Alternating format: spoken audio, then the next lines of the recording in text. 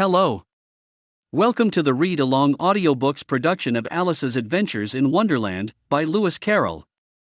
This video includes all of the chapter's original text, so that you can read along. Please remember to subscribe with the notification bell turned on, so you will be notified whenever we post a new audiobook. Thank you. Alice's Adventures in Wonderland by Lewis Carroll. Chapter 12. Alice's Evidence. "Here," cried Alice, quite forgetting in the flurry of the moment how large she had grown in the last few minutes, and she jumped up in such a hurry that she tipped over the jury box with the edge of her skirt, upsetting all the jurymen onto the heads of the crowd below, and there they lay sprawling about, reminding her very much of a globe of goldfish she had accidentally upset the week before. "Oh, I beg your pardon," she exclaimed in a tone of great dismay, and began picking them up again as quickly as she could, for the accident of the goldfish kept running in her head, and she had a vague sort of idea that they must be collected at once and put back into the jury box, or they would die. "The trial cannot proceed," said the king in a very grave voice, "until all the jurymen are back in their proper places. All," he repeated with great emphasis, looking hard at Alice as he said so. Alice looked at the jury box, and saw that, in her haste, she had put the lizard in head downwards, and the poor little thing was waving its tail about in a melancholy way, being quite unable to move. She soon got it out again, and put it right. "Not that it signifies much," she said to herself. "I should think it would be quite as much use in the trial one way up as the other." As soon as the jury had a little recovered from the shock of being upset, and their slates and pencils had been found and handed back to them, they set to work very diligently to write out a history of the accident, all except the lizard, who seemed too much overcome to do anything but sit with its mouth open, gazing up into the roof of the court. "What do you know about this business?" the king said to Alice. "Nothing," said Alice. "Nothing whatever," persisted the king. "Nothing whatever," said Alice. "That's very important," the king said, turning to the jury. They were just beginning to write this down on their slates, when the White Rabbit interrupted. "Unimportant, your majesty means, of course," he said in a very respectful tone, but frowning and making faces at him as he spoke. "Unimportant, of course, I meant," the king hastily said, and went on to himself in an undertone. "Important, unimportant, unimportant, important," as if he were trying which word sounded best. Some of the jury wrote it down important, and some unimportant. Alice could see this, as she was near enough to look over their slates, but it doesn't matter a bit, she thought to herself. At this moment the king, who had been for some time busily writing in his notebook, cackled out silence, and read out from his book, Rule 42. "All persons more than a mile high to leave the court." Everybody looked at Alice. "I'm not a mile high," said Alice. "You are," said the king. "Nearly 2 miles high," added the queen. "Well, I shan't go, at any rate," said Alice. "Besides, that's not a regular rule, you invented it just now."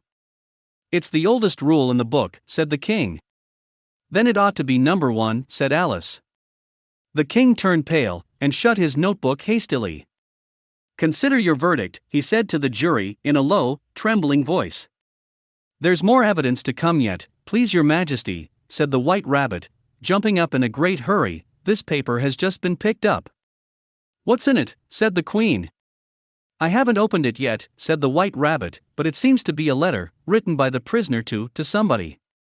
"It must have been that," said the king, "unless it was written to nobody, which isn't usual, you know." "Who is it directed to?" said one of the jurymen. "It isn't directed at all," said the White Rabbit. "In fact, there's nothing written on the outside." He unfolded the paper as he spoke, and added, "It isn't a letter, after all, it's a set of verses." "Are they in the prisoner's handwriting?" asked another of the jurymen. "No, they're not," said the White Rabbit, "and that's the queerest thing about it." The jury all looked puzzled. "He must have imitated somebody else's hand," said the king. The jury all brightened up again. "Please your majesty," said the knave, "I didn't write it, and they can't prove I did. There's no name signed at the end." "If you didn't sign it," said the king, "that only makes the matter worse. You must have meant some mischief, or else you'd have signed your name like an honest man." There was a general clapping of hands at this. It was the first really clever thing the king had said that day. "That proves his guilt," said the queen. "It proves nothing of the sort," said Alice. Why, you don't even know what they're about. Read them, said the king. The White Rabbit put on his spectacles. Where shall I begin, please your majesty, he asked. Begin at the beginning, the king said gravely, and go on till you come to the end, then stop. These were the verses the White Rabbit read. They told me you had been to her, and mentioned me to him. She gave me a good character, but said I could not swim. He sent them word I had not gone. We know it to be true. If she should push the matter on, what would become of you? I gave her 1, they gave him 2, you gave us 3 or more. They all returned from him to you, though they were mine before. If I or she should chance to be involved in this affair, he trusts to you to set them free, exactly as we were. My notion was that you had been, before she had this fit, an obstacle that came between him and ourselves, and it, don't let him know she liked them best, for this must ever be a secret, kept from all the rest, between yourself and me. That's the most important piece of evidence we've heard yet, said the king, rubbing his hands, so now let the jury. If any one of them can explain it, said Alice. She had grown so large in the last few minutes that she wasn't a bit afraid of interrupting him. I'll give him 6pence.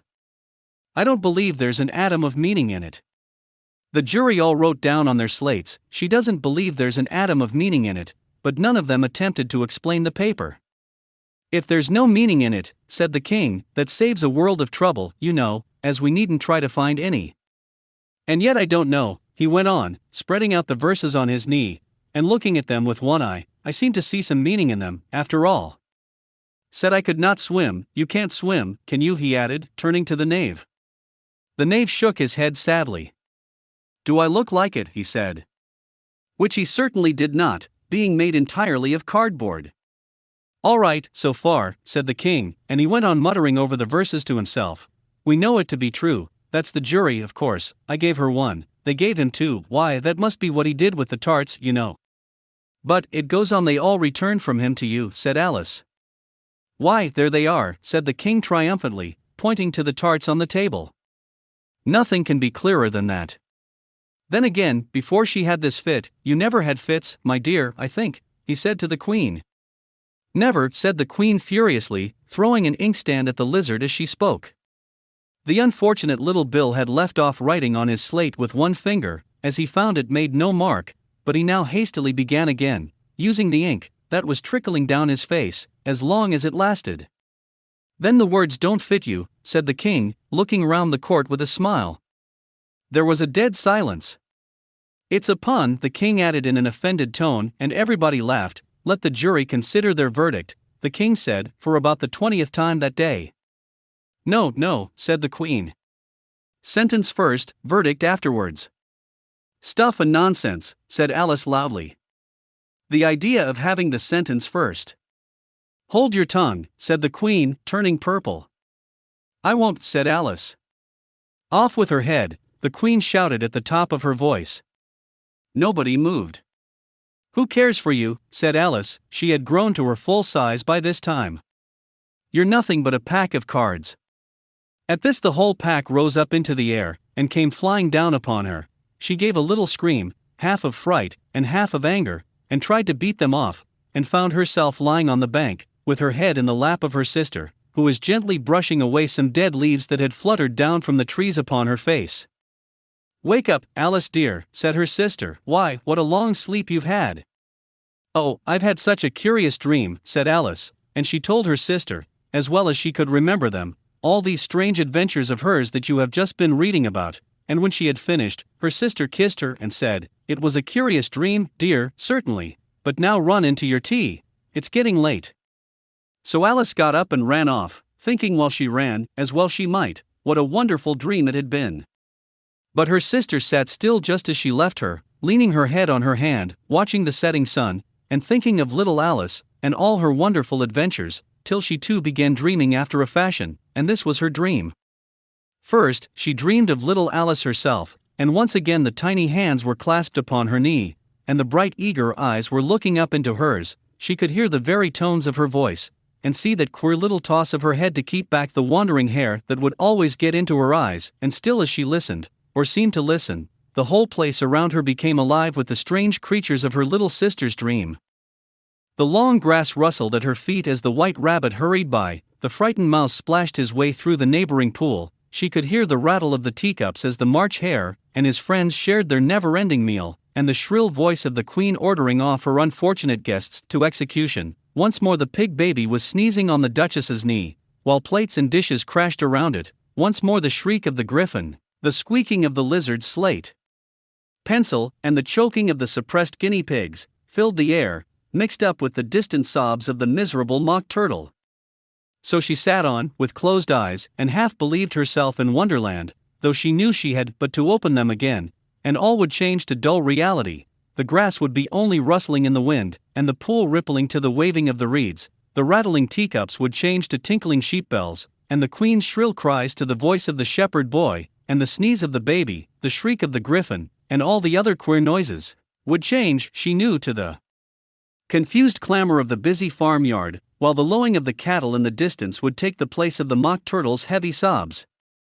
Lastly, she pictured to herself how this same little sister of hers would, in the aftertime, be herself a grown woman, and how she would keep, through all her riper years, the simple and loving heart of her childhood, and how she would gather about her other little children, and make their eyes bright and eager with many a strange tale, perhaps even with the dream of Wonderland of long ago, and how she would feel with all their simple sorrows, and find a pleasure in all their simple joys, remembering her own child life and the happy summer days. The end. This concludes the final chapter.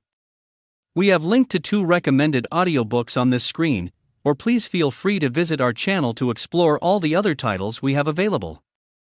Please remember to subscribe with the notification bell turned on, so you will be notified whenever we post a new audiobook. Thank you.